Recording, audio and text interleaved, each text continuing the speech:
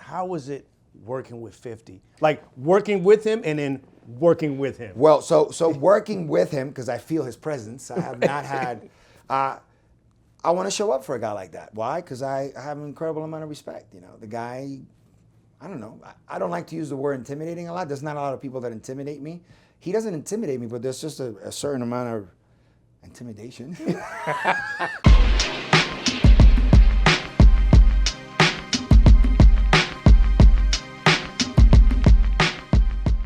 What's going on, y'all? It's your boy June Archer here, the Winner's Circle on thisis50.com. My special guest, Berto Colon. You may have seen him in Orange is the New Black, but recently you've seen him on Power Book 2. Yes, he is here, Lorenzo Tejada. But guess what?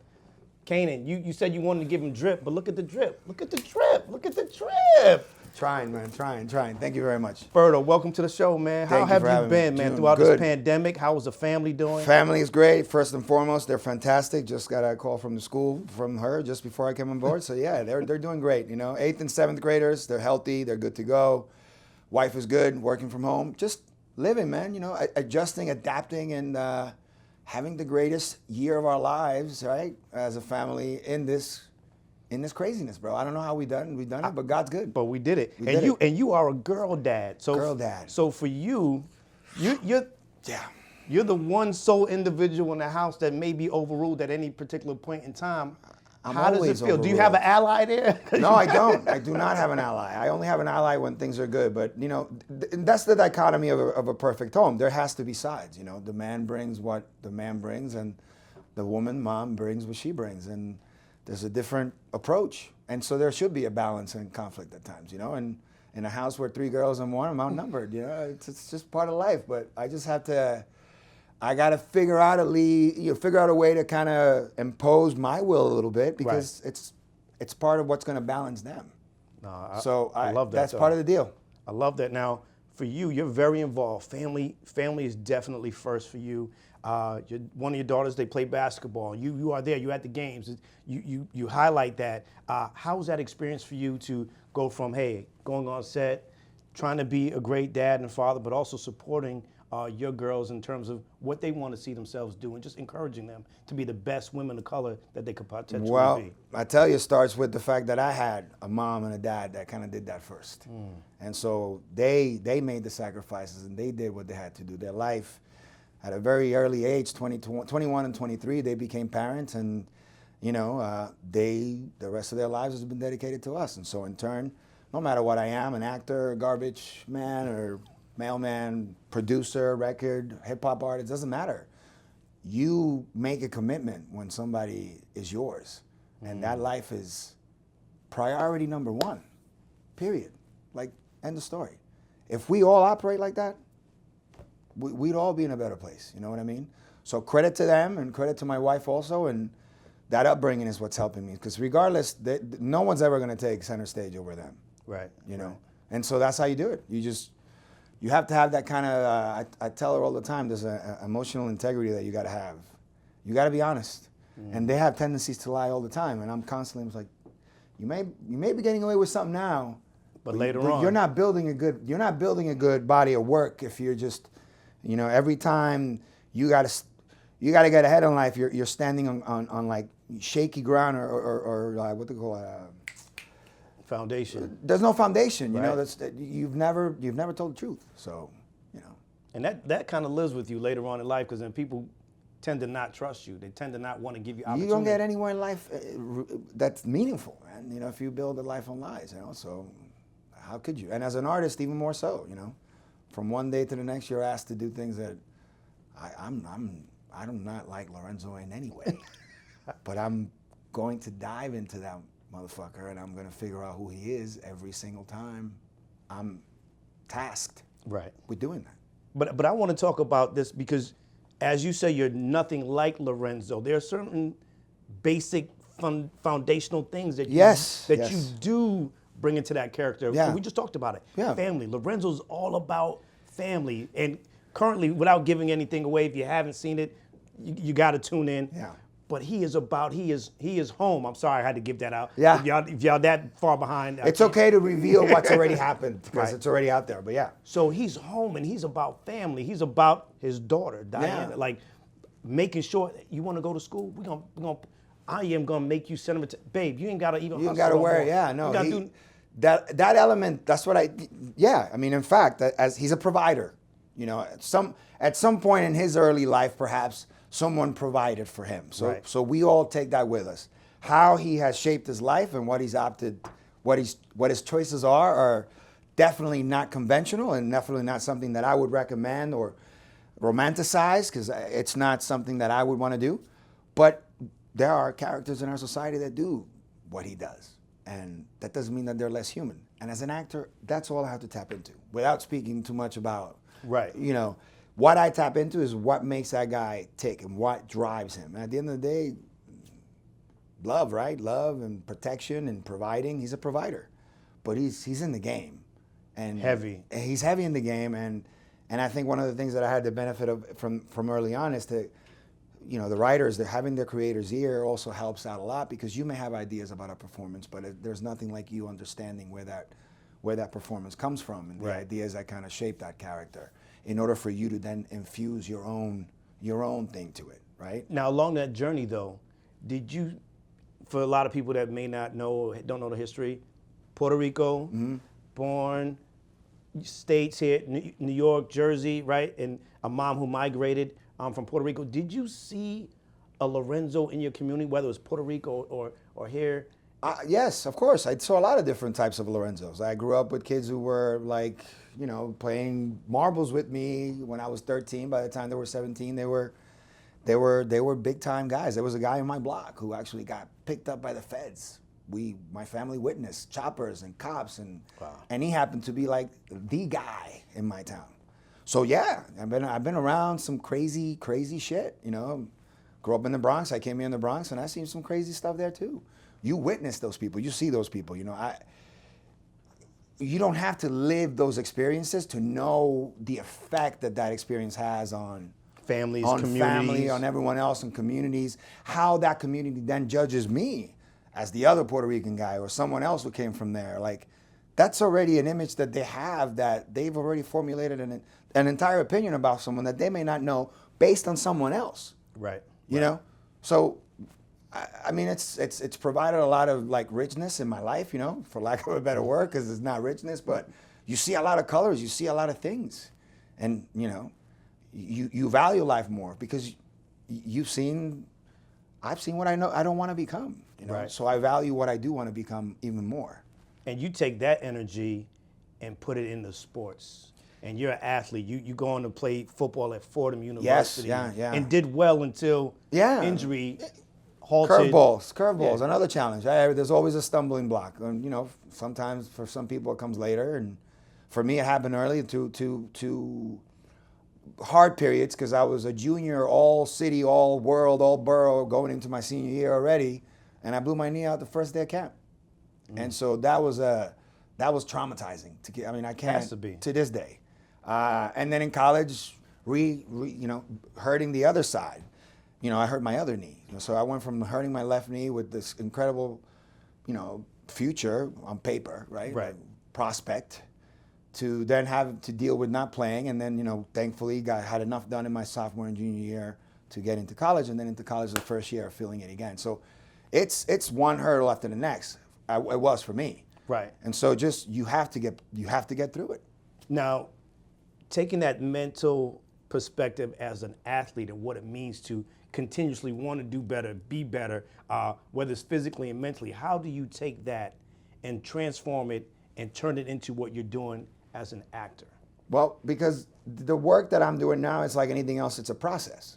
And so in order to have a performance which lasts, I don't know, if you take the analogy of hours of shooting to making a 50-second scene, then the same analogy would be right for the amount of work that you have to put in order to prepare to create those 50 seconds.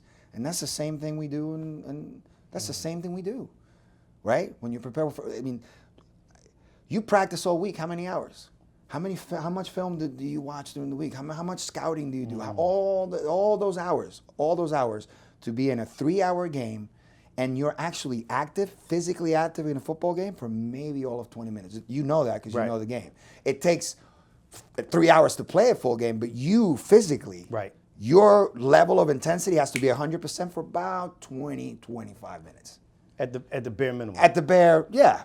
It's a minimal number compared to all the hours, okay? So just process.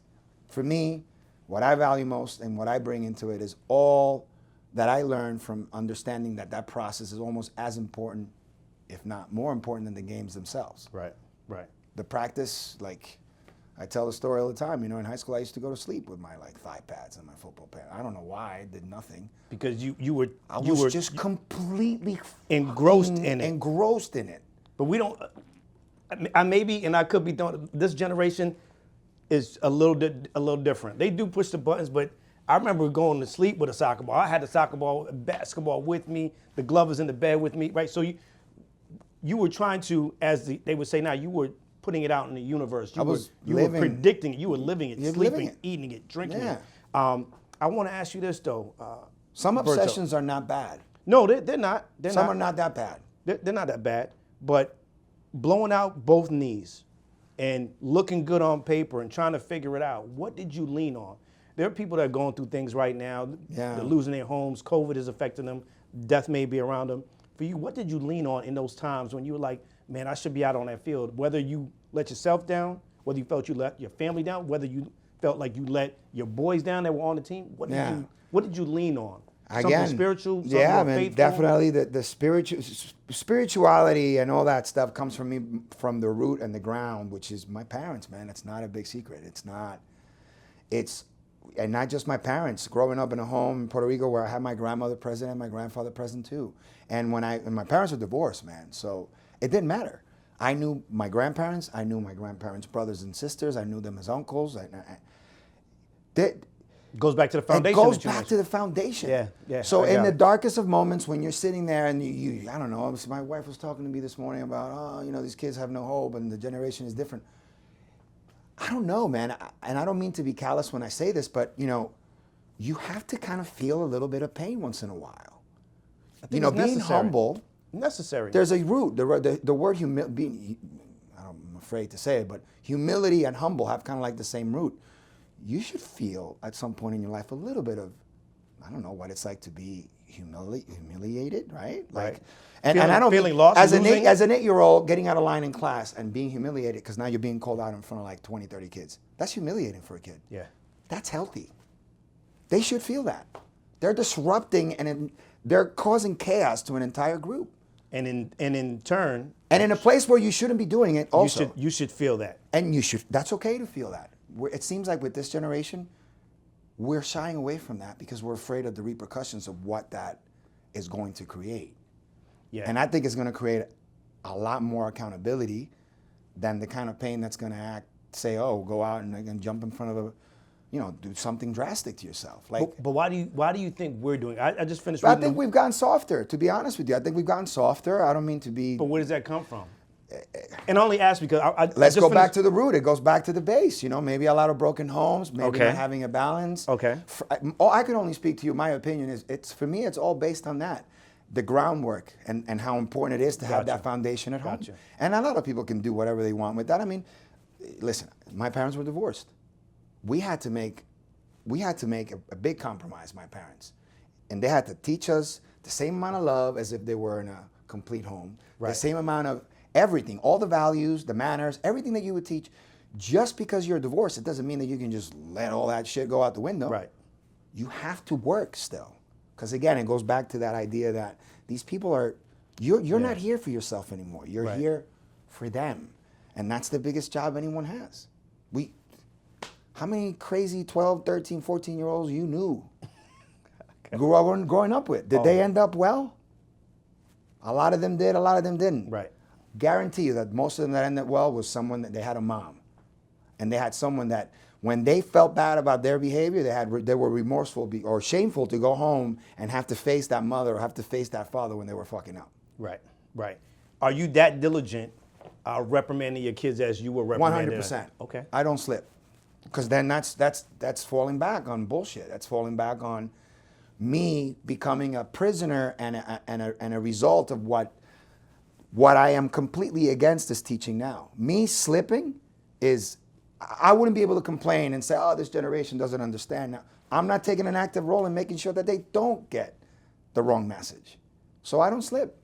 No, that's dope. So now I want to talk about Lorenzo, right? Power Book 2. Lorenzo has 3 children, 3 different mentalities. Yeah. How do you take that myriad of perspectives? Diana wants to be in the game. She really wants to go to school. She wants to learn this thing. Dre, I could do it. I could do without it. I have this alternate lifestyle. And then you got, of course, Kane. Kane, he's all about it. I should be the heir to this throne, right? And so you have, as a parent, you teach them all in their respective lanes, right? Like, right. I can't pretend, you can't treat Kane like you would Drew. And as a parent, and as anyone who's got kids, you know, we teach from our experiences, right? Like what we felt, and I adapt those experiences in a way that I think that I can then teach them how to kind of navigate what I navigated, Right. taking into account who they are, as who Kane is, who Drew is, and who Diane. Every person gets taught in their lane because they are completely different people. And yeah, we also, there's a tinge of our own goals or as a parent or as a father, Right. what we also want for Right. them. For them. So we kind of, Try to navigate we push it. things on them. Yeah. You We know, pull the do- strings from the yeah, back. we do things on purpose to hopefully they'll get it because that's on us because we want that Right. for that. We want better for them. Yeah. We want more for them. Or, more than what we had. I need to make sure that Kane is tough as nails because this kid, the benefit is like he doesn't have empathy. That's a benefit. I need to hone in on that and make sure that this guy never feels any remorse. Right. That's his strength. Drew, the guy's a thinker. And Lorenzo knows who he is. Doesn't matter. Doesn't matter. Doesn't matter. He's a little more calculated than Kane. Yes. And he can make those tough decisions. He can make those tough decisions Yeah. without having to always get emotions involved. And he doesn't always want to like push through them. Sometimes the smarter force is to kind of wait until you can deliver a punch. Right. Instead of reacting to the first punch that you get. There's a you know? strength in that. There's a strength in that. And Diana, the same thing. She does things differently. And she's a beautiful woman of color. She's got these beautiful eyes. There's a lot that she says with her eyes, and I want something. I know, naturally, a man would want. What's my daughter, man? Like, I mean, this woman could be the queen of the world. Exactly. You know, like, Exactly. You kidding with all those attributes? I just, so that's what I try to hone in on. It's those relationships that I'm grateful that I've had them. And 48 years old, so I mean, hopefully by now I know a thing or two about certain A little things, something about that stuff. So now let's talk about the amazing Mary J. Blige, who plays Monet.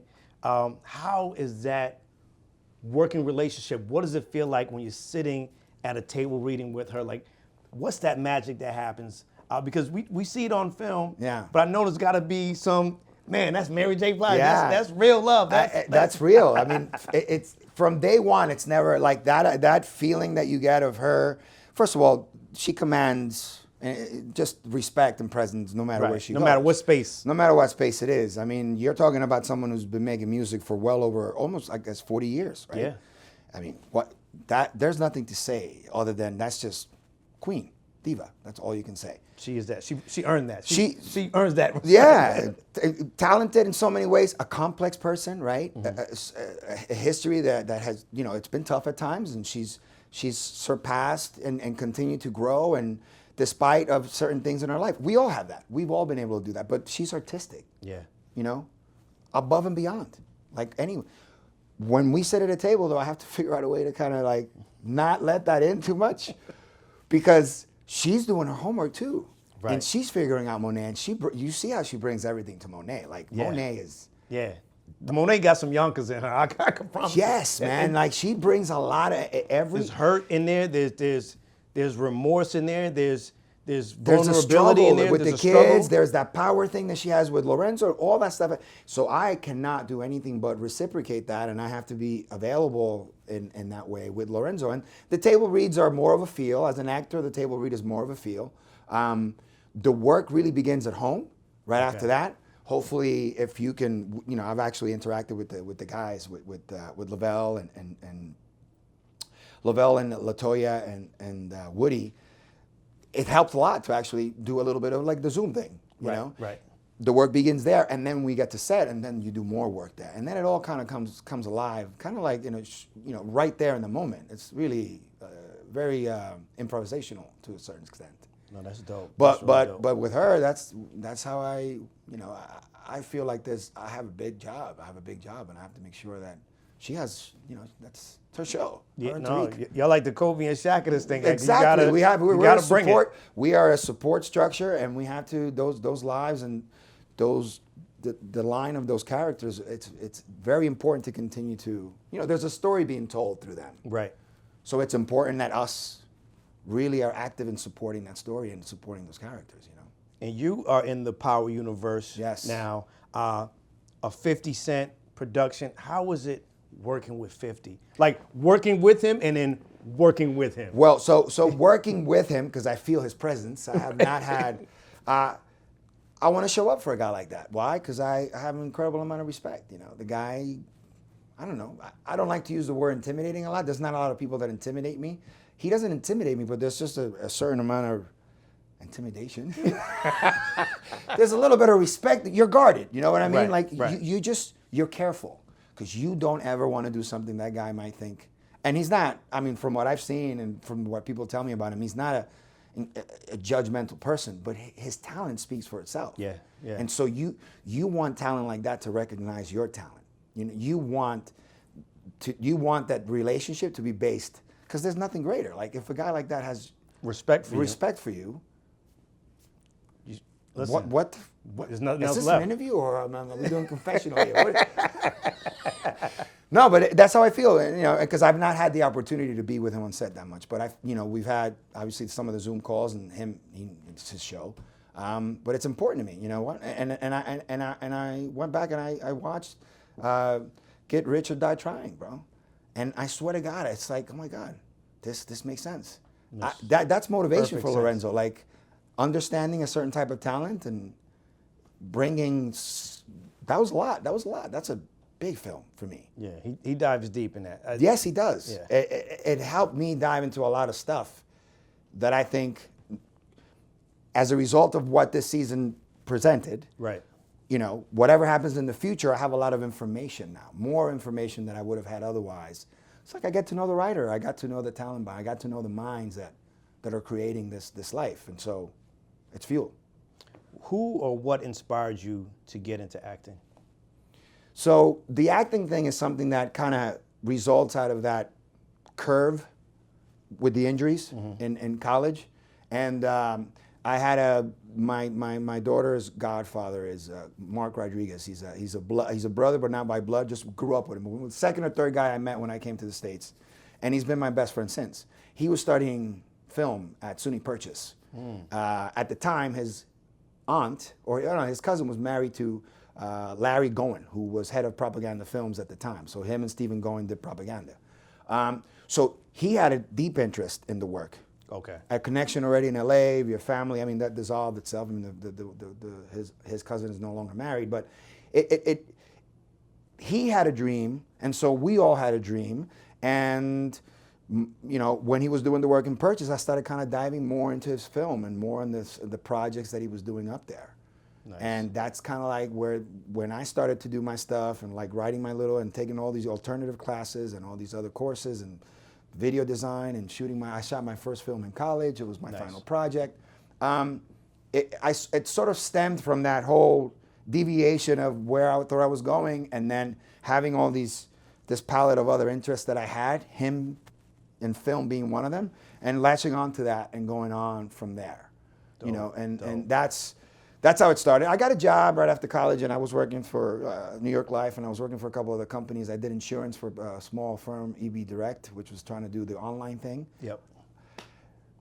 And I should have been paying more attention, because these people made a lot of.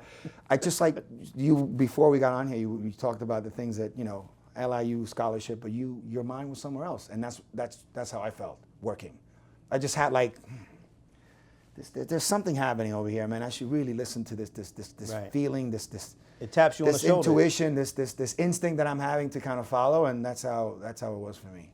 That's really dope, man. Yeah. And you want to inspire people with those stories, because sometimes people, as they get older and older, that voice is still there and they tend to not pay attention to it. So for you sharing that, for those who are watching and listening, like, pay attention to that voice and make that happen. It's never too late to push the button. I want to ask you this. Lorenzo's home. Yes, he is. Wants to set up this meeting with Mecca. Yeah. Do you want that smoke? I want all the smoke, as Tommy said. I want all the smoke. I can't. I mean, because that's Monet's baby's daddy right there, right? And so he doesn't know. Allegedly, he doesn't know. We're not giving nothing away, but I just want to know, when that meeting takes place, if that meeting happens. Well, I won't give away whether or not the meeting is going to. I'm only going to go as far as what's been revealed already. The prospect of that meeting is awesome. Yeah. I mean, you don't have to be and you could just watch the show from the day one and just say, oh. I mean, look at the way these writers, right? The way they've constructed everything from day one. Those two trains may have the potential. Those two trains are on their way to kind of smacking each other head on. That's just been established. Yeah. There's a hunch. It's gonna be dope. You want all that smoke? Either way, it's gonna be Lorenzo dope. say he want all that smoke. No, I do. I enjoy the challenge. It's gonna be fun. I think the next 4 episodes are gonna reveal a lot. Again, just it's such a blessing to be part of this. Like, there's like such a cunning thing with these writers. Like, they just keep you in suspense, and they keep you motivated to want more. You know, it's really amazing. And hopefully we're bringing a little bit of dose of, like, we're legitimizing all that work and all by bringing our own experiences and creating these characters. I think they're resonating with people, you know, like, in a humble way, standing kind of all the way out in a very humble way to say it. I think they're resonating with a lot of people, and I'm proud. I'm proud of that. That's really dope. A lot of people don't know that you bartended, you're still nice with it. And so it means using the clubs. Is there a 50 Cent verse that you like, that you could spit? Is there a 50 Cent verse that you could spit for us? Oh my God, dude. I'm so sorry, because I probably should have. I'm not gonna be right now I can't think of one. There is what's the one song where I can tell you the part of the video that I like. You can So it's the one. He gets shot outside. What video is that? Well, he gets shot. He's in a video outside, and he's on Which top video of, is that? Many men? Many men? Yes. Wish death upon me. Many men. That one. That whole fucking tune. I can't sing it because, I'm sorry. I can't. I'm not gonna. I love the guy. I have his music. But I wouldn't be giving it any kind of justice if I started to try to rap here. So I won't do it. All right. But that theme, which kind of speaks to his life, right? And his music was his life. All of it to me is that's all the motivation I need. It's all inspiring. It's all the smoke I need, man.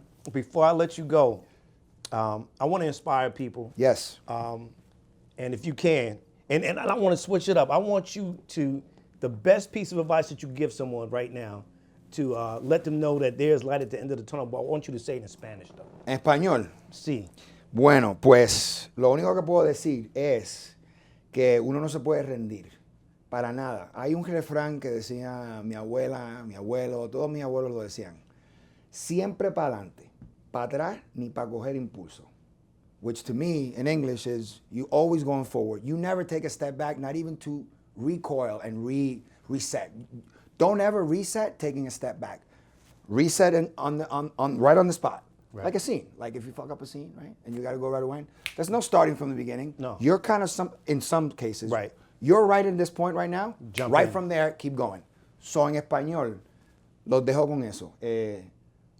Manténganse siempre activos y pendientes en sus metas y no dejen que nadie los saque de su cauce para poder llegar a esa meta. Trata de alcanzar las estrellas y si llegas a una nube, ganaste. I hope I made sense of that. That's what I'm talking about. And I didn't understand one word of it, but I'm going to play it back. I'm going to listen to it again. This is Berto Colon playing Lorenzo Tejada on Power Book 2 Ghost, Sundays on Stars. I'm your boy, June Archer. Thank y'all so much for tuning in. Thank you, Mike. That was great. I really appreciate you, man. Thank you. Peace.